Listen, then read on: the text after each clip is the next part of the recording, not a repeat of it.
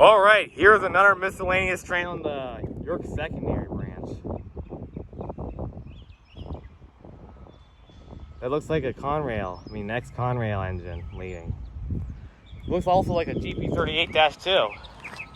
But it's another one of these work trains, I believe.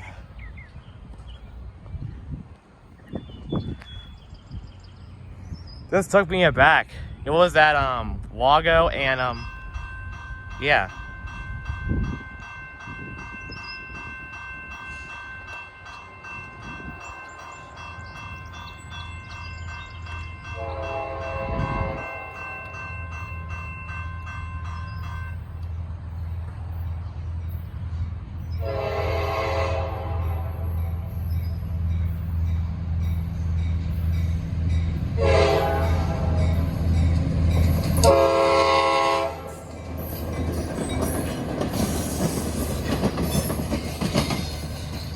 Wow, a 5620 leading that work train.